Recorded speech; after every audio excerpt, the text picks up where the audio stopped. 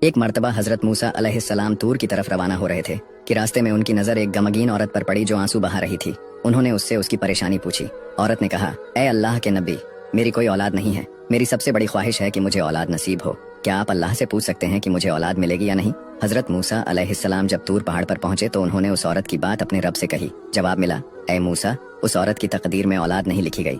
جب حضرت موسیٰ نے یہ بات اس عورت کو بتائی تو وہ اور بھی زیادہ مایوس ہو گئی، وہ خود کو بے سہارا محسوس کرنے لگی۔ کچھ وقت گزرنے کے بعد ایک درویش اس عورت کے دروازے پر آیا اور آواز لگائی، میں بھوکا ہوں، مجھے کچھ کھانے کو دے دو۔ عورت باہر نکلی اور دیکھا کہ ایک فقیر ہے۔ فقیر نے کہا، اگر تم مجھے روٹیاں کھلاؤ گی تو اللہ تمہیں بیٹا دے گا۔ عورت نے دل سے اسے کھانا کھلایا۔ وقت کے ساتھ اللہ تعالیٰ نے اس عورت کو 3 بیٹے عطا فرما دیے۔ جب حضرت موسیٰ علیہ السلام دوبارہ وہاں سے گزرے تو عورت نے انہیں بلایا اور کہا، آپ نے کہا تھا کہ مجھے اولاد نہیں ملے گی، لیکن اللہ نے مجھے 3 بیٹے دیے ہیں۔ حضرت موسیٰ کو حیرت ہوئی۔ انہوں نے پھر طور پر جا کر اللہ سے پوچھا۔ اللہ تعالیٰ نے جواب دیا، اے موسیٰ، جب اس عورت نے میرے درویش کو کھانا کھلایا، اس کی نیک نیت اور قربانی نے میری رحمت کو جگا دیا۔ جب کوئی میری راہ میں کچھ قربان کرتا ہے تو میں اس کی تقدیر بھی بدل دیتا ہوں۔ پھر اللہ نے انہیں ایک برتن اور چھری دی اور کہا، اسے انسانی گوشت سے بھر کر لاؤ۔